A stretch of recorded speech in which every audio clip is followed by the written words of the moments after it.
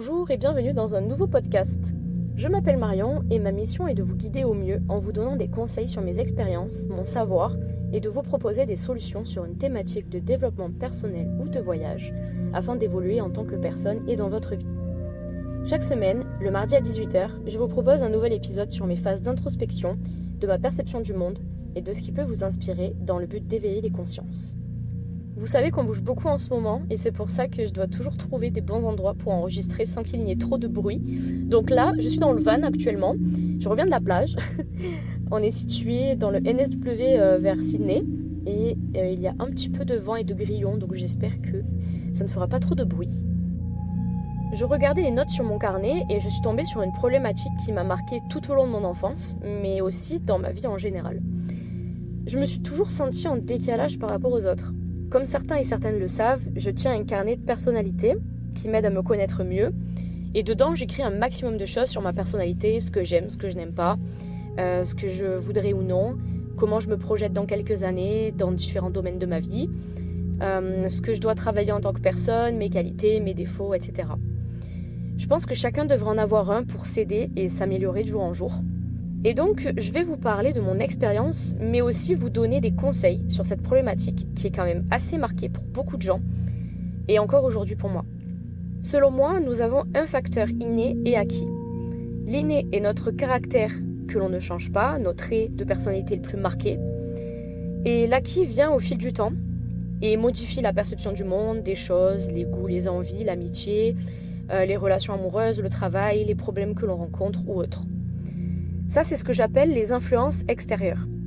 Déjà, je pense que l'enfance d'une personne impacte beaucoup cette donnée et vient apporter une autre dimension à sa vie. L'enfant se construit de sa naissance jusqu'à ses 7-9 ans, puis tout au long de sa vie.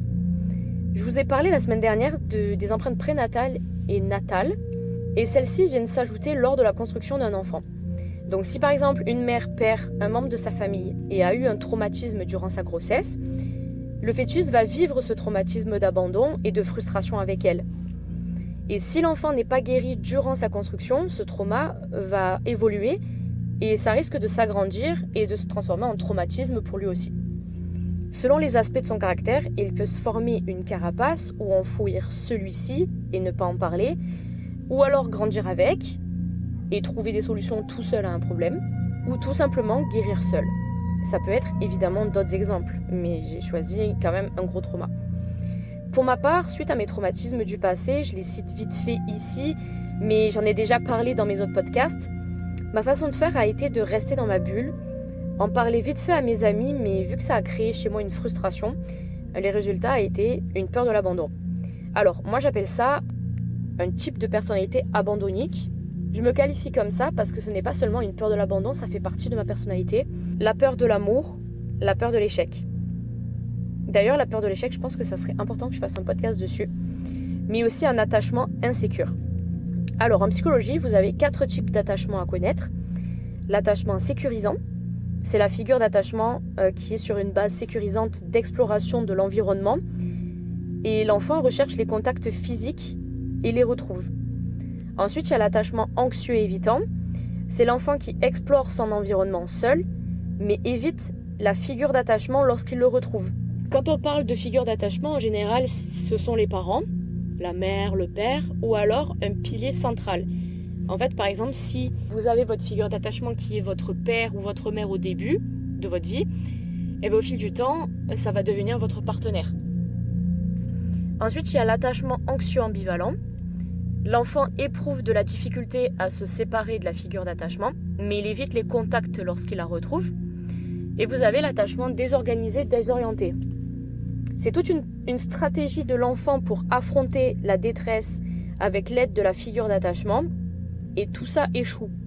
L'enfant affiche une série de comportements qui ne peuvent pas ou ne réussissent pas à réduire son stress, donc notamment auprès de la personne qui s'occupe de lui. Ceci est donné donc soit par les parents, très souvent par les parents, par l'éducation, leur amour, etc. Ce qui va impacter la vie de l'enfant plus tard. Et donc potentiellement créer une dépendance affective. Je dis toujours que j'étais très bien dans ma bulle, ce qui est vrai. J'avais mes passions, l'équitation, le chant, la danse, surtout les montages vidéo avec mes peluches. Mais j'étais très seule et je subissais beaucoup de harcèlement, ce qui m'a apporté pas mal d'anxiété, de peur, de TOC, donc troubles obsessionnels compulsifs, mais aussi plus tard lorsque j'ai découvert mes troubles 10. Donc dysphasie, dyslexie, dyspraxie pour ma part, mais il y en a d'autres. Je crois qu'il y en a 5 ou 6, il me semble. Il y a aussi le TDAH, qui est un trouble de l'attention avec ou sans hyperactivité. Il faut savoir que lorsqu'on a des troubles, on voit la vie différemment. Et on la vit différemment. Nous sommes attachés pour beaucoup de choses et très peu pour certaines choses, mais ça ne rentre pas dans la normalité, entre guillemets, normalité humaine. Je n'aime pas ce terme, mais dans la science et dans la médecine, tout est basé sur du calcul et des chiffres types. Par exemple, je sais qu'un enfant à trouble 10 va avoir le cerveau droit, donc musique, intuition, émotionnel, beaucoup plus développé que le cerveau gauche, logique, raisonnement, mathématiques, sciences. Ce qui va provoquer un décalage avec les autres enfants qui ont un cerveau avec un fonctionnement entre guillemets normal. J'avais fait, pour la petite anecdote, un reportage sur les enfants à trouble 10, la musique qui impactait leur cerveau positivement dans une école. C'était super cool et super intéressant. J'avais interviewé des spécialistes, neurologues, psychomotriciennes, psychothérapeutes, c'était super intéressant. Ensuite, nous pouvons parler aussi des passions et surtout de la mode au collège, qui peut être un facteur de décalage. Personnellement, je n'ai jamais suivi la mode, et pour les autres, ce n'était pas normal. Selon eux, du coup, je n'avais pas les mêmes valeurs, et je ne faisais pas partie de leur catégorie et de leur groupe, donc j'étais dévalorisée. Ça se démocratise de plus en plus, mais il faut vraiment que des intervenants passent dans des écoles pour échanger sur ce problème. Ça devient de plus en plus grave. Et des enfants qui ne s'en sortent pas seuls et n'osent pas aller voir un thérapeute peuvent réellement se mettre en danger. Dans des cas extrêmes, mais qui arrivent vraiment souvent, le suicide. Donc nous avons parlé du passé, des traumatismes, des troubles. Maintenant on va parler d'addiction. J'ai vu des potes littéralement se morfondre avec de la drogue, des substances, l'alimentation, bref, tout ce qui peut être une addiction. Particulièrement avec la drogue qui peut rendre quelqu'un, entre guillemets, légume. La personne est en décalage par rapport aux autres, il devient plus chill, beaucoup plus procrastinateur, seul dans sa bulle. Il a la flemme de sortir, perte d'emploi, perte d'envie pour tout, pour toute activité, et il s'éloigne de sa famille, de ses amis. Et à un stade avancé, il peut à partir de là très vite monter dans son addiction avec des drogues dures ou de l'alcool. Évidemment, ce n'est pas le sujet aujourd'hui, mais ça fait partie d'une des influences selon moi. En fait, c'est la déconnexion totale de la vie, pour résumer. On peut aussi parler du relationnel, famille, amitié, sentimental. Si une personne a vécu des traumas dans une de ses branches, alors elle peut se sentir en décalage. Une trahison amicale, par exemple, encore pire familiale, et une violente séparation amoureuse, un premier amour très destructeur et un tas d'autres exemples. Je vais prendre un exemple en termes d'amitié. Ce qui s'est passé dans ma vie, j'ai eu de réelles amitiés, mais ça n'a jamais tenu sur du long terme. Aujourd'hui, je peux en compter vraiment 5 ou 6, mais si j'ai un problème urgent en Australie, qui va faire 27 heures de vol pour venir m'aider ou m'avancer de l'argent? Honnêtement, je ne sais pas. C'est là où je fais la différence entre un pote et un ami. Quand je faisais des soirées entre potes l'année dernière, c'était limite tous les jours, même quand je travaillais, et avec ma personnalité abandonnique, dès que quelqu'un programmait une soirée sans moi, je le prenais super mal. C'est ce qu'on appelle un FOMO, acronyme de Fear of Missing Out. Le mot traduit l'anxiété qui pousse de nombreuses personnes à rester connectées en permanence pour ne pas risquer de manquer un événement. Au moins, vous le savez. Et mine de rien, il y a beaucoup de personnes qui ont un FOMO. Tous ces comportements qui peuvent être néfastes pour nous, mais aussi pour les autres, peuvent nous mettre à l'écart et donc en décalage. Une personne qui est trop avancée en termes de maturité va aussi et surtout se sentir seule. Cela m'est arrivé il y a quelques années lorsque j'ai eu une prise de conscience énorme sur le monde, sur l'humain, l'esprit, la nature, les émotions. J'appelle cela un éveil spirituel car c'est comme ça que je l'ai vécu. Ça a été extrêmement violent pour moi et c'est très difficile de trouver les bonnes personnes pour échanger sur ces sujets de manière constructive. Il faut les trouver, mais ça existe. Et plus on s'informe sur le monde, plus on plonge dedans. Ce qui peut aussi provoquer une frustration, une tristesse et un blocage. En fait, tout est une question de dosage et de limite. C'est bien de s'informer et de partager, mais c'est aussi très bien de faire une pause pour l'esprit. C'est ce que j'ai du mal à faire, mais avec le temps, j'arrive à me canaliser. S'ajoutent à tout ça aussi les expériences, car mine de rien, on en vit quotidiennement, certaines qui nous marquent plus que d'autres. Après mes petites recherches d'internet, j'ai trouvé une définition. Le sentiment de décalage vient d'un manque de connaissance de soi-même, de fréquentation inadaptée et de modèles de comparaison inadéquats. Selon certains spécialistes, 2% de la population aurait des fonctions cognitives telles qu'elles pourraient créer un sentiment de décalage avec le reste de la population. En soi, ça me paraît pas énorme, mais je trouve qu'il y a quand même énormément de personnes qui se sentent en décalage et à qui j'ai pu parler. On vient donc aux conseils que je peux vous donner. Dans un premier temps, il faut faire une totale introspection, vos traumas, mais aussi des expériences qui ont marqué votre évolution. Je reprends l'exercice d'un psy que j'ai pu voir.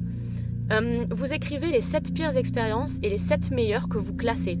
Le fait d'écrire va vous vider la tête. Faire un carnet de personnalité aussi peut réellement aider à y voir plus clair, comme j'en ai parlé au début. Faire le vide, comme je vais faire moi au Népal par exemple. Donc là j'ai pris mon billet, je pars dans 2 mois, le 14 novembre.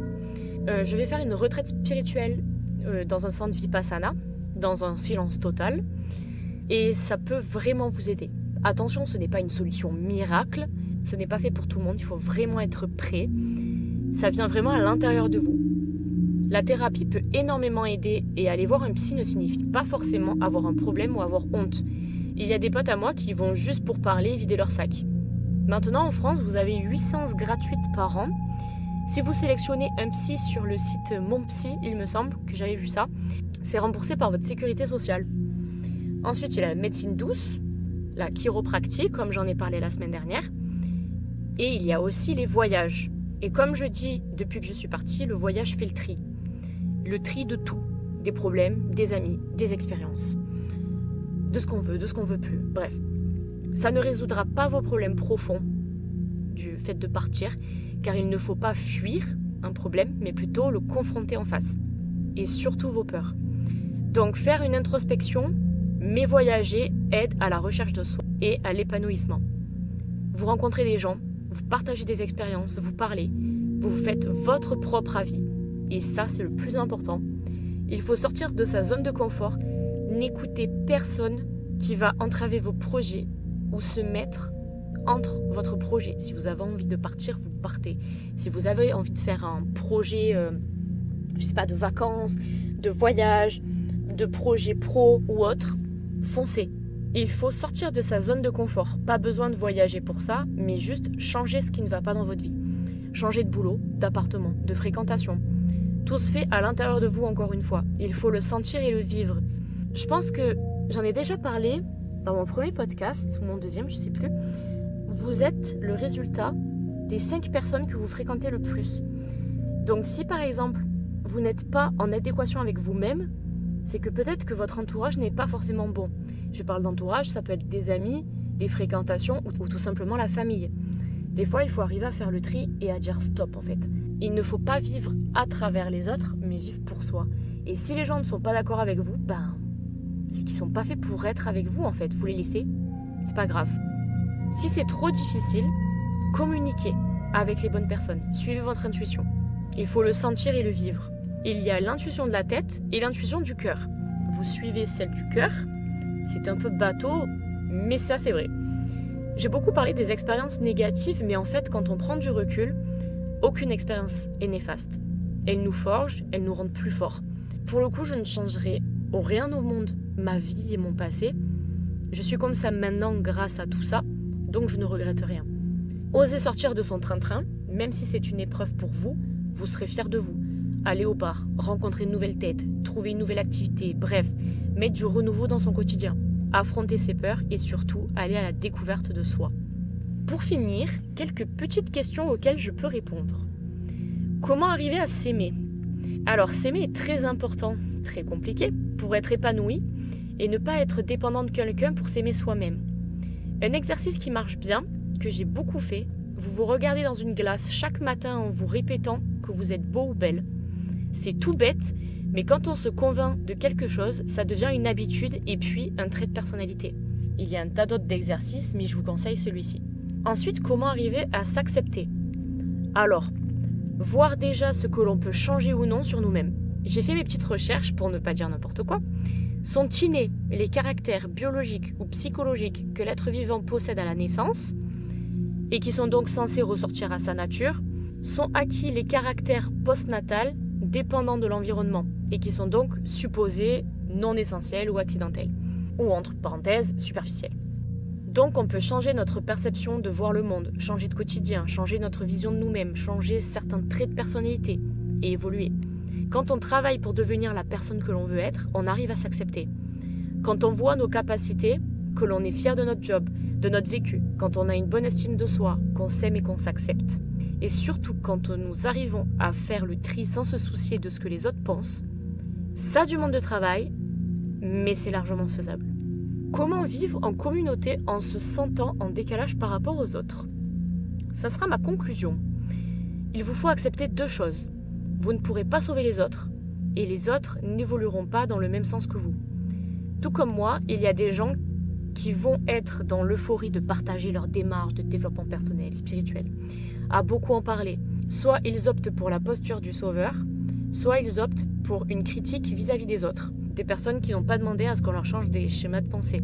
Cela peut être frustrant pour l'autre. Il faut accepter l'idée que vous ne pouvez pas changer les autres, surtout s'ils n'en ont pas l'intention, car c'est votre envie d'améliorer les choses. Concentrez-vous plutôt sur vos projets ou une idée à faire naître. Là, pour ma part, ça a été de créer des podcasts pour les gens qui en ont besoin. On a tous à apprendre de quelqu'un, des autres, de notre entourage, de notre environnement. J'ai appris avec le temps que le monde est un miroir. On ne reçoit pas de la vie ce que l'on veut, mais ce que nous sommes. Et puis des fois, tout simplement, oui, on est en décalage, et alors ? Si on se sent bien comme on est, pourquoi on change pour les autres ? On doit changer pour nous-mêmes. Ce podcast était juste une prévention, un partage de mon introspection, de ma vision et de comment j'ai réussi à surmonter cette frustration. Mais si vous êtes heureux comme vous êtes, franchement, ne changez rien. Tant que ça ne nuit pas à votre santé. Jouer aux écrans H24, ne pas avoir de travail, se renfermer socialement et fumer des pets toute la nuit, oui, ça c'est néfaste. Mais évidemment, je parle pas de ça. Bon, j'espère que tout ça a pu vous aider. N'hésitez pas à partager, à liker, à commenter, à me dire si vous aimez ou non ce que je pourrais changer. Je vous retrouve dans un nouveau podcast mardi prochain, sûrement sur le voyage pour changer un peu. Sur ce, bonne journée et douce nuit.